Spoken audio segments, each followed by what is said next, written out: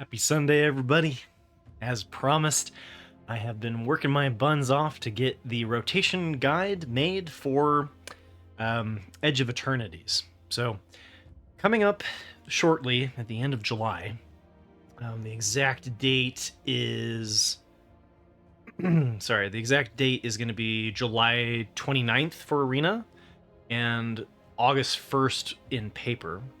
But once Edge of Eternities is out, we will officially have rotation, and we're going to lose a bunch of sets. So the sets that are going to be moving out of Standard are Dominaria United, so DMU, Brothers War, or code BRO, Phyrexia All Will Be One, which is ONE, March of the Machine, which was MOM, MOM, and then March of the Machine Aftermath, which was MAT. So those sets are going to be leaving. If you're curious, you can always look at what I listed by typing in the set, and that will kind of show you if you have anything that is going to be rotating out. So all of these decks that I have prepared here today are rotation proof. Nothing will be lost unless I miss something, which when you're preparing like 18 decks, it happens. So please leave a comment below if you notice that there is a card that's like actually rotating. All help is appreciated in this massive project. So what I usually try to do is I try to focus on budget builds that are useful for beginners, right? Because like for people like me, it doesn't really matter. Like I can play whatever I want, right? But if you're starting out to Magic, you don't have a lot of access to wildcards yet. You can't just craft every deck. You kind of have to grind for daily gold and build up to it, right? And so decks like this are particularly helpful because they don't require any rares. So you can kind of hang out and not spend any of your wild cards while you're just grinding for daily wins. And so, you know, they're not highly competitive because they aren't the optimized version of it. But anyway, I keep this kind of extensive list of budget decks that I've tested that I like. And one of them is Mono White Lifegain. And we got a lot of the cards in Foundations, which is nice because that means that they're going to be around for a long time. And the only card that was in my previous budget build list was Destroy Evil. So I've dropped 2 Destroy Evils and bringing in the Restoration Magic instead. So this could be Battle Menu is also another one that I think kind of fits into it nicely, because with Battle Menu you can spawn like a 2/2, you can gain 4 life. Restoration Magic I like a little bit more specifically in this build because you're able to protect your Pridemate, which is kind of the card that wins you the game. Is a Pridemate that you give lifelink that just gets out of control. So the lifelink strategy struggles a little bit against mono black, so it's nice to have that hexproof protect your creature from a go for the throat or something like that. The other thing too is that this was originally at 24 lands. That was kind of my fault. I just built it for 24, and I think that this archetype can get away with a little bit of a lower land count. So I decided to drop 4 planes as well and bring in the Life Creed Duos. And the Life Creed Duos is probably the least well-performing card in the deck, just because it doesn't grow very well in power, and is kind of doing what a cheaper card is already doing in the deck, just has the flying. So if you do decide to take something out of this deck, I highly recommend keeping your eye on axing the Life Creed Duo. But yeah, this is a pretty decent spot. The other thing that I'll do is I'll also talk about the updated list and how it's going to be changed during rotation. And just quickly on a little side note, I would wait, if I were completely new to Magic the Gathering, I would wait until 2 weeks in after Edge of Eternities in mid-August to really figure out like what deck is going to be around for the next year and what deck is going to be the safest craft. So this is more for a guide for people who have already invested into those archetypes and are looking for advice about how do I hit the ground running when Edge of Eternities releases, right? So I'm not going to go into the gritty details of the deck. I assume that you already know it. These are all pretty well established archetypes. So what I did here is I dropped the 2 copies of Sarah Angel to bring in the 2 additional copies of Exemplar of Light. We're gonna have this one as part of Foundations. It's, you know, fits relatively well because again, the weakness to mono white life gain is black, mono black, and being able to draw cards is a way to kind of eventually outvalue a deck that's really focused on removing your threats 1-for-1 with removal. Okay, the second one that is survived, right? Because we've got two things that are kind of hitting my budget list at the same time. One is rotation, and the other one is also the bans. And so the bans that happened in standard were a ton of commons and uncommons, and at the, you know, my first response was like, well, that's good for paper because the people who have invested in the expensive rares aren't losing their cards. It was terrible for budget though, right? Because like Up the Beanstalk was a critical uncommon for a lot of the budget builds like Simic Tempo and the Golgari Self-Mill decks. And then Heartfire Hero and Monstrous Rage were a good chunk of like budget mono red builds and Rakdos builds. There's just so many things that like don't really operate well anymore because they got rid of the busted uncommons that they were centered around. Mono black discard is still relatively well set up in my opinion because Bandit's Talent is a good budget option. Because it's not going to be every strategy under the sun. Again, these are for grinding daily wins. They're not, you know, for getting to the top 100 in Mythic.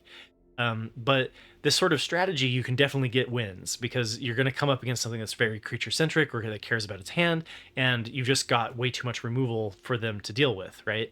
And then Bandit's Talent is the win condition. So the thing that you're missing the most in budget builds is a win condition. And Bandit's Talent being uncommon is particularly nice for making mono black survive. Now, we are losing a metric ton of black removal for this archetype. So we're losing Cut Down, we're losing Go for the Throat, we're losing Hopeless Nightmare, which was banned just recently. I decided to cut the demolition fields. You could keep them in. We are actually we got those in Foundations, so those are rotation proof if you want to keep the demolition field in. It depends on how much man lands you're coming up against, and I haven't been coming up against a whole lot. Like Soulstone Sanctuary still exists out there, but like we'll see. You know, just something to keep in mind. And then we're also losing Anoint with Affliction, so we have to figure out replacements for that. So we can bump Duress up to a full 4 copies. This one is an old one from Midnight Hunt. I apologize for that. Duress is not rotating. Now I'm not 100% sure that is true. Because it was in Phyrexia All Will Be One. Are we losing Duress? No, we had a Duress in Foundations. Okay. Let me change that real quick. So I think that will.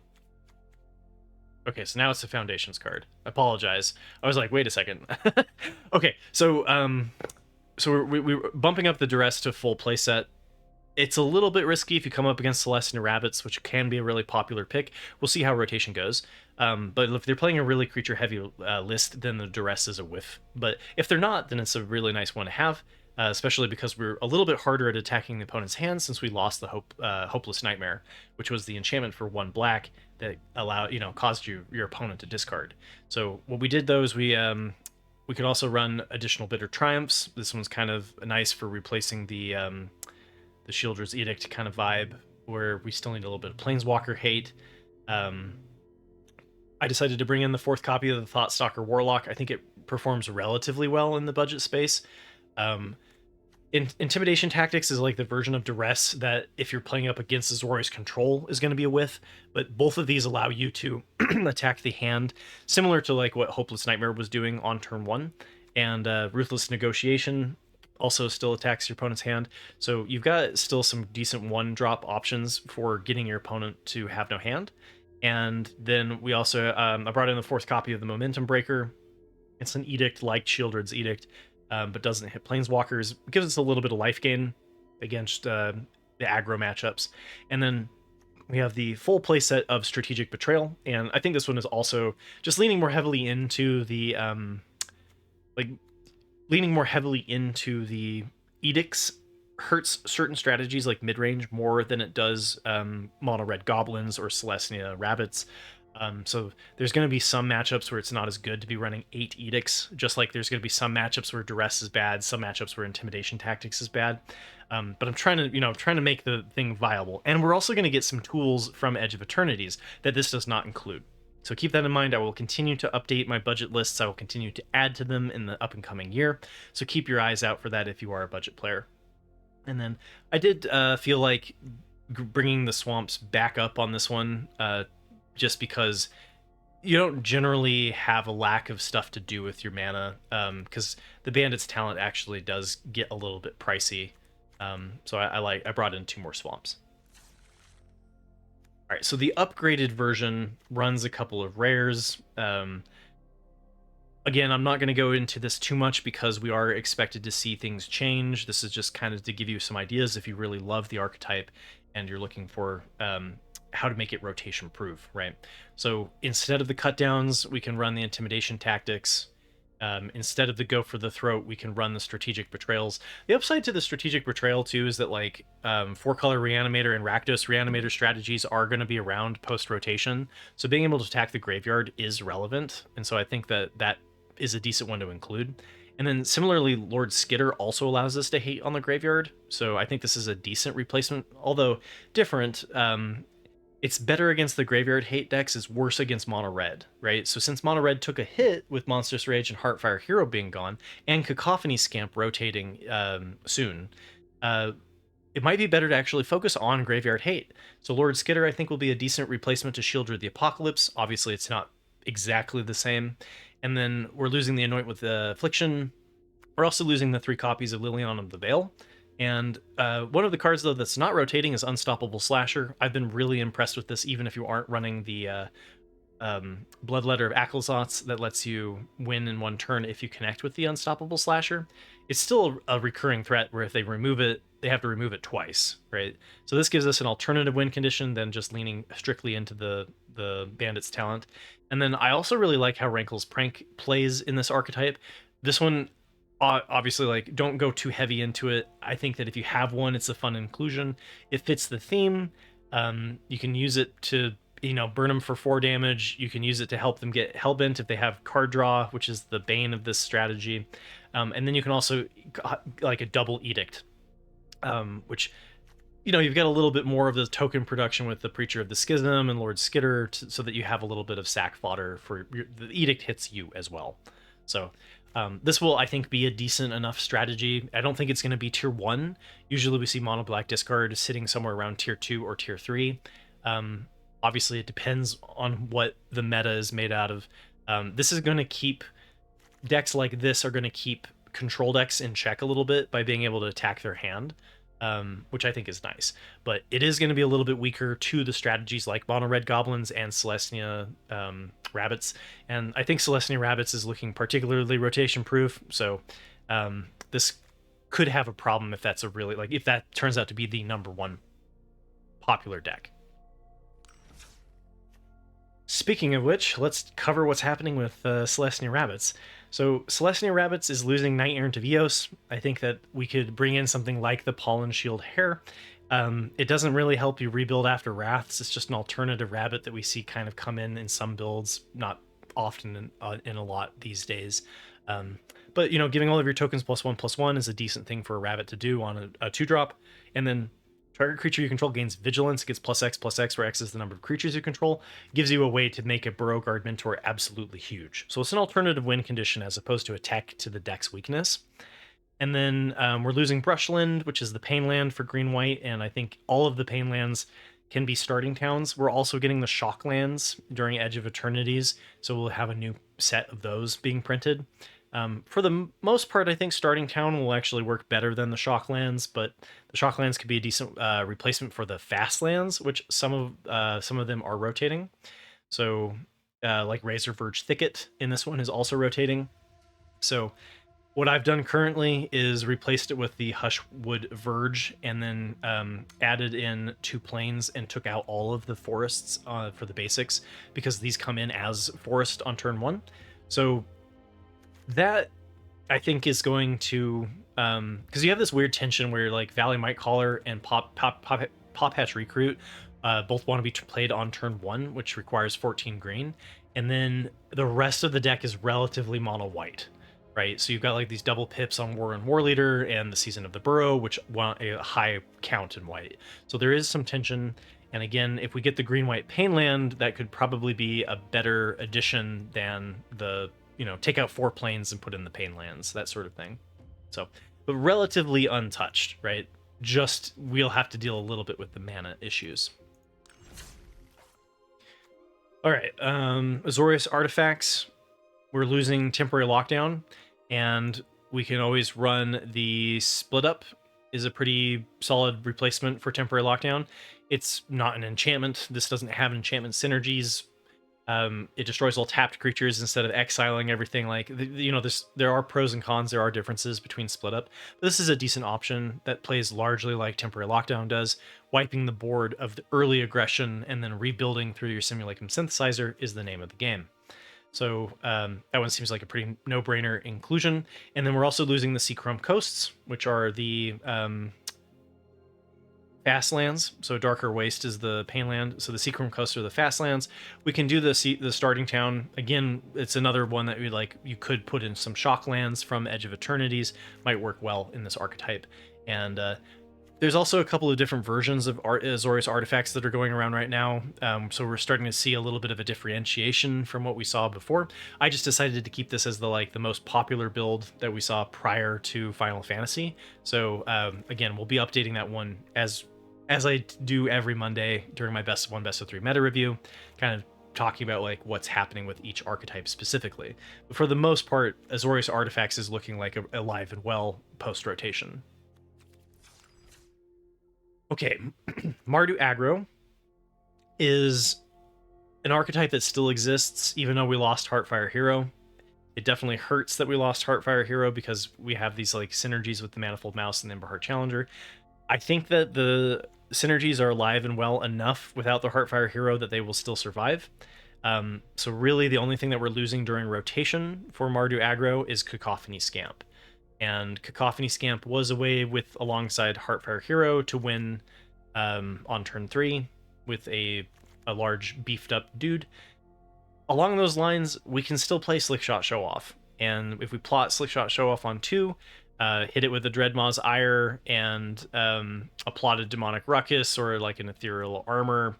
It's a little bit harder to get the turn 3 specifically and fling it because that wasn't the total battle plan anyway. But Slickshot Show Off plus Shuffled by Ghost still gives you a whole bunch of life gain against mono red, and I think Mardu Aggro is going to be alive in some form. It may not be this exact form, but it's relatively good enough to just kind of move things up. So the other thing that I wanted to talk about too is during the ban they talked about the mistakes they had made, or the lessons they had learned in the last standard, right? They're going to be moving away more so from 1-drops and 2-drops. Apparently, that's what they said. So if we're moving away from those, the clock could slow down. A turn 4 win might become a little bit more commonplace for the aggro decks as opposed to turn 3 or something, right? So something to keep an eye on. But starting out on turn 1 with the Optimistic Scavenger into Sheltered by Ghosts is still a line that's relatively unaffected and is on the same old clock. Okay, Mono Red Aggro is also still alive, right? And the question is what form is it going to take? So we're losing Monastery Swiftspears, although we've seen some lists drop the 1-drops anyway. I think we could run Clockwork Percussionist if we really wanted to keep starting on turn 1, if that was really important for the deck. The Clockwork Percussionist works relatively well because it replaces itself. So you're getting in for 1 or 2 damage as opposed to Slickshot, or as opposed to Monetary Swiftspear, which could get in for a ton of damage, especially with the Monstrous Rage. By no means am I saying that this is a perfect replacement for it, but I think it's a relatively cheap one that if you have, you might want to just try replacing them 1 for 1. You could also do something like the Viashino Pyromancer. That's one that's on 2. It just does direct damage to the opponent's face, because the version of Mono Red that we have been seeing post-ban has been more towards the Mono Red Burn, where you're doing more of these bolt wave bursts than and also running the shock and the burst lightning. So there's a little bit more of a spell slinger aspect to it.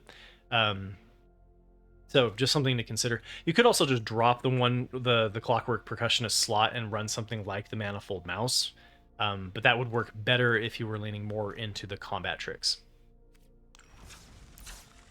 Okay, Azorius Control is another one that I think is going to be relatively well situated post rotation. We're not losing that many tools, and the tools that we are losing have decent replacements. So we're losing Soul Partition. I think that you could replace that with some form of interaction. I think leaning more heavily into counter spells makes a lot of sense. So like, if the trend is the way that I see it going, right, we're already seeing more mono white control and Azorius control in response to Selesnya Rabbits. I think we're going to continue to see that trend. So we're going to have cards like Split Up and Day of Judgment and Ultima that are good at wiping the board-centric strategies like the bunnies, right? So because we're going to see more of this, we're also going to have more of the mirror match. The mirror match comes down to who has the most amount of control counterspells.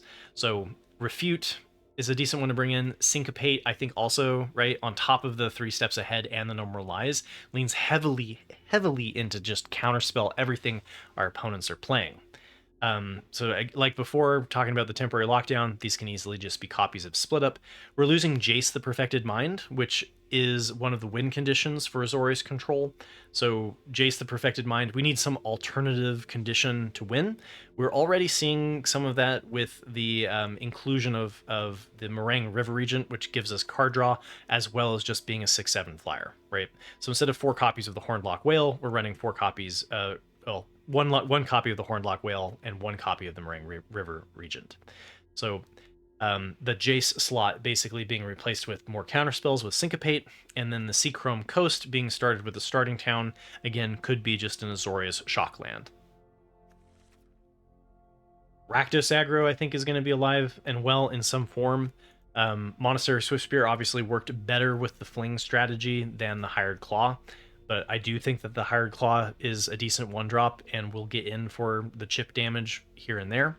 Mirren Banesplitter is being lost, which was a nice one to put specifically onto Cacophony Scamp, but we're losing the Cacophony Scamp as well. So I think we just lean more heavily into the combat tricks, and we bring in the 4 copies of the Dreadmaw's Ire, which gives us the trample that we're losing with the Monstrous Rage.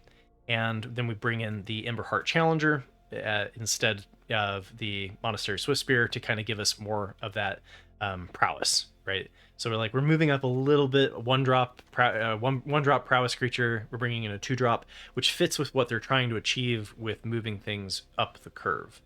So, but I, been playing this one on the ladder. I did a gameplay video for it. Rakdos Aggro, I think, is poised to be a problem post rotation. All right, Mono Black Midrange, I also think is going to be alive and well. We're not losing that much to the archetype as long as we get enough removal. And again, with the removal that we already have before Edge of Eternities, we have decent options. So we're losing Mishra's Foundry. That can easily be a Soulstone Sanctuary. We're losing the 4 copies of Cutdown.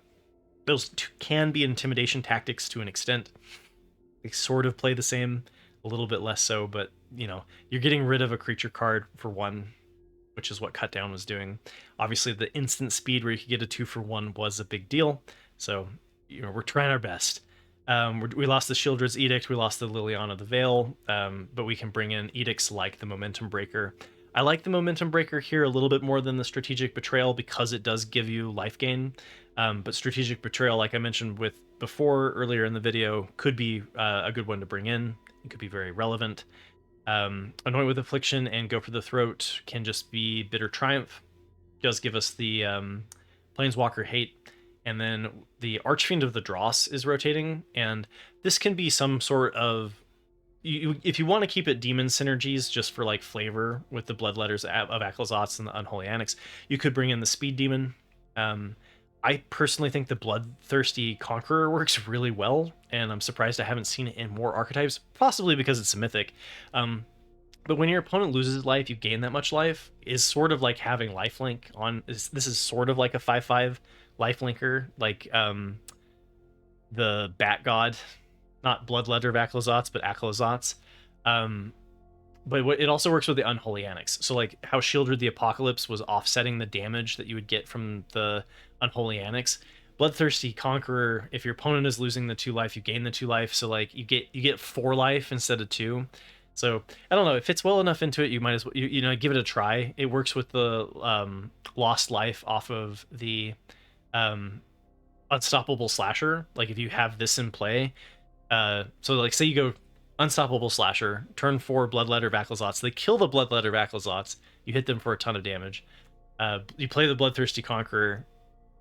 I guess maybe for the best example, you'd hit them with the Unstoppable Slasher for them to lose like 9 life, and you would gain that 9 life.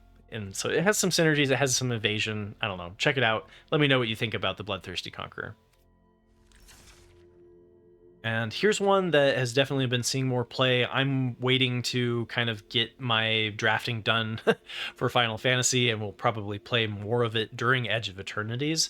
But we have some very interesting landfall triggers that we got in Final Fantasy. And so Tifa and the Traveling Chocobo are what I'm waiting for to be able to actually play this deck. But the mono green landfall deck has been doing relatively well and is completely rotation proof. This does not need any changes, right? So we're definitely going to see mono green, hopefully in some form. Mono green Stompy, mono green Landfall, I think both are becoming more viable archetypes because mono red slowed down a little bit. Because if you're trying to race them, Stompy strategies are kind of difficult to justify. If they're, you know, they get destroyed by the Wraths, they're slower than the aggro decks. Why are you playing them? And we wanted to play mono green for a while. So this one, you know, like the gameplay video I did where my opponent hit me with a 52-52 Mosswood Hydra, right? Like there's some spice here for sure. And double landfall triggers can do some nutty things. Orzhov Bats or Raise the Pests, Raise the Past, whatever you want to call this deck. Also looks relatively well positioned post rotation because we're losing Ellis Ilkor, the Sadistic Pilgrim, which could just be Zoraline. It was a 2-drop that gained you life. I guess this is a 3-drop that gains you life when you're attacking with a bat. It's not perfect, but you know, Zoraline can also bring things back from the graveyard, which this deck is trying to do. And then we're also losing the Caves of Kolios, which is the black-white Painland, which could be a starting town. Gruul Delirium also is another one that I think we're going to see a lot of, and I've seen a couple of people exploring Final Fantasy cards making their way into this archetype as well. So, you know, things may change, which is, again, why I suggest if you don't have the decks crafted already, maybe hold up, right? This video is designed for people who are worried about how to continue to play their archetype after some of the cards go away. So Gruul Delirium, we're losing Carplusian Forest, that can be starting town. We're losing Copperline Gorge, which is the fast land. That one is a little bit harder to replace. We can lean fully into the full play set of the Surveil land, as well as bring in the 4th Thornspire Verge and a forest. I think it will work relatively well, but again, this is another good opportunity for the Shock land to be explored if you do get those in Edge of Eternities. And then we're also losing the 4 copies of Seed of Hope, which was a green sorcery that helped starting your mill and could gain you life to help against the aggro matchups. And I think the Esper Origins looks relatively well in from Final Fantasy for kind of replacing the Surveil with the Lifegain, and then kind of giving you an alternative if the game does go long. You're not going to flashback this terribly often, but I could see some games where it's useful. So might be worth exploring the Esper Origins if you have it. Rakdos Reanimator looks relatively well situated. So the 4-color Dinosaurs deck is not going to be as good because Invasion of Urgamon is rotating.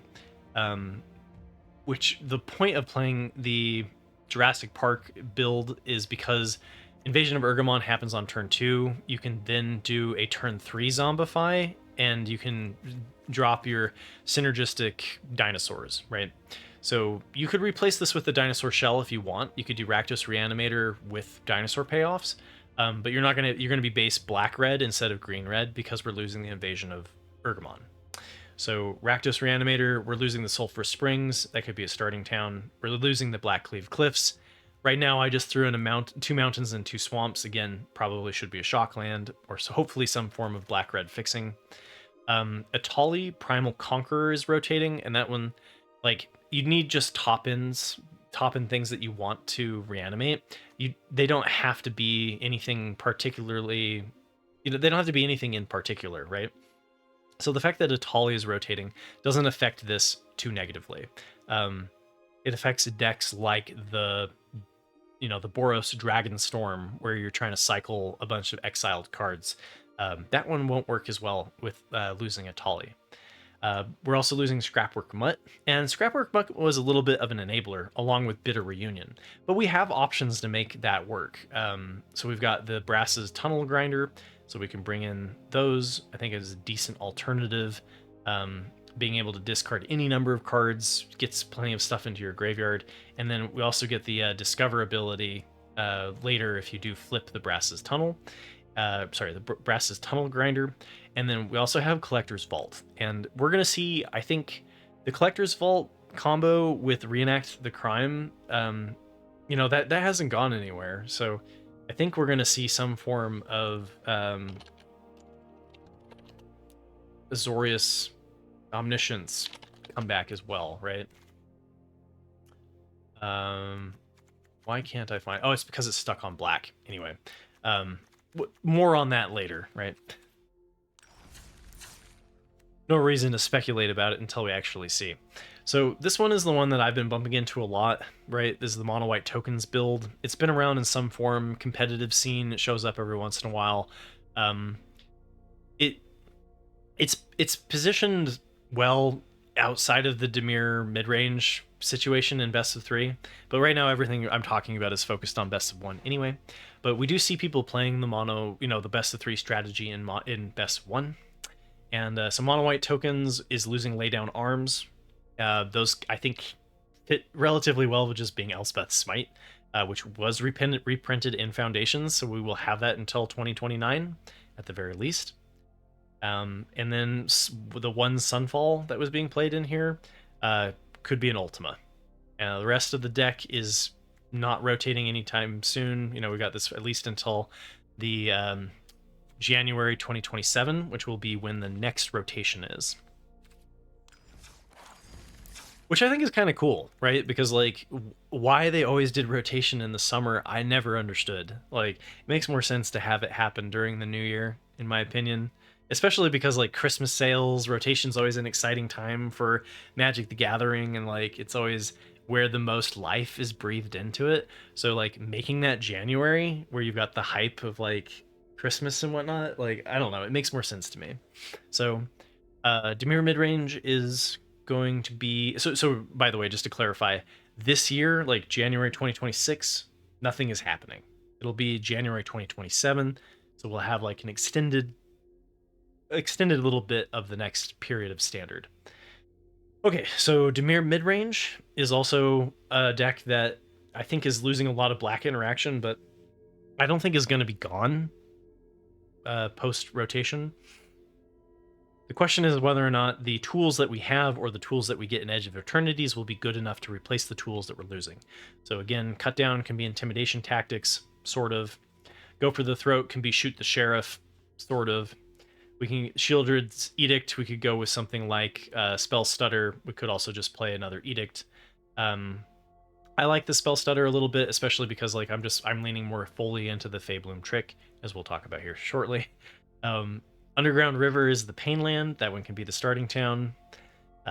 Fairy Mastermind we're losing that one, which I think is a pretty common inclusion in Dimir. Not all Dimir lists run it, but so that's why I brought in the Fabloom Trick. I find that, like, it doesn't help you as much offset the card advantage off of drawing cards, but there's less beans, right? No, Up the Beanstalk got banned, so your card draw doesn't feel as quite as oppressive as it did when Beans was in the meta.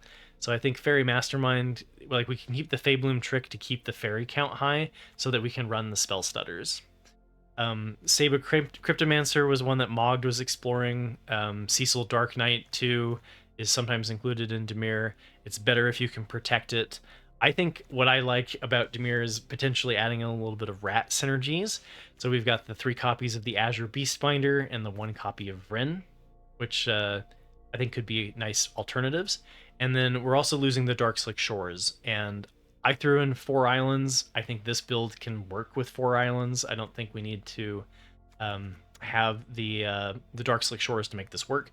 But again, this would be a good opportunity to bring in the Shockland potentially. And then last but not least is the deck that I just showcased yesterday, which is the Izzet Cauldron or Izzet Prowess build. And this one I think is a relatively interesting combo build. It's going to be fine-tuned from here. This was just my kind of iteration of it. But the core of it works well enough, and none of these cards are rotating. The only thing that we're losing is the blue-red Painland, the blue-red Fastland. Oh no, that one's from OTJ. No, yeah, so I was right. The blue-red Painland, so which can be starting town, right? So again, just like fixing is the only thing that's being changed in that one. So I think Izzet Prowess is also going to be around in some obviously different form than what we saw with the Corey Steelcutter, but Vivi Ornithir is insane. I got to play this on Friday as a commander deck that I built, and it did not disappoint. This card is silly. Like, if you've not gotten the opportunity to play with Vivi, I'm excited that it wasn't banned. I mean, I also am excited that it wasn't listed as a game changer in Commander. Let's just say that. So, anyway, thanks for listening to my ramblings. I hope they find you well. Sorry there weren't more budget builds. This won't be part of the budget build thing. This will just be labeled as a rotation guide. I will work on getting more budget builds built as we kind of... usually it takes a couple of weeks for me to get to it post-rotation, where I know the meta well enough that I can start building the common and uncommon builds. So if you're a budget player, you have to be patient. That's just the name of the game. So, but I've got you in mind. Hold out on budget, use mono white Lifegain and mono black discard until I can give you some more fun archetypes to play with. So. Also, yeah, just really quickly wanted to say thank you for everybody who has joined the community in the last year. We've seen an incredible amount of growth from last year's rotation to now. My channel blew up, right? I've been doing this for 5 years. The other 4 years, it was like me and 20 dudes hanging out. So now, the fact that I hit over 6,000 subscribers is great, and I'm hoping the next year we can hit 10,000. So, again, this is a hobby of mine. Any support that you can send my way, I greatly appreciate. It's wonderful to be able to share my love of Magic the Gathering with you. And hopefully, if you're new to Magic the Gathering, you find this to be useful. And even if you're not new to Magic the Gathering, maybe my insights are useful. Let me know in the comments below. It always helps, always raises my spirits to let me know that this was useful. And if you still have any questions about like how your deck is affected by rotation, do not hesitate to reach out to me. I will happily look over your list and try to help you figure out what, what's going away and what's staying. So, because rotation's a crazy time, right? If you're going through your first rotation, it can be really frustrating. A really frustrating experience. So, trying to avoid that for y'all. So. Hope these find you well. Hope they give you some good ideas for hitting the ground running during rotation. And then, of course, we'll talk more about Edge of Eternities this Friday. I'll be talking about my pre-release guide for limited and sealed events. Tomorrow, we'll be talking about the final week of Final Fantasy, kind of what's happening in Best of 1 and Best of 3, as always. And then I will be taking a week off after the pre-release guide to focus solely on Edge of Eternity's brews and builds. I'm part of early access with Wizards of the Coast, so we'll be exploring some fun new brews with Edge of Eternities. Hopefully I get to lean into that a little bit more heavily than I did. I was getting married during the Final Fantasy early access, so didn't get to do that one. But looking forward to doing that one this time around, and then we'll kind of get back into the rhythm of doing the community deck techs and things like that as we get settled into rotation. So, and there was talk at once upon a time about doing a collaboration with Dr. Ruckus, talking about our favorite top 20 Edge of Eternities cards. we've got to try to combine our schedules. We'll see if it happens. I'd love to do something like that. So enough of my ramblings. Take care, everybody, and I will see you all tomorrow for the best of 1, best of 3 meta review for Final Fantasy week 4, week 5. Anyway, take care.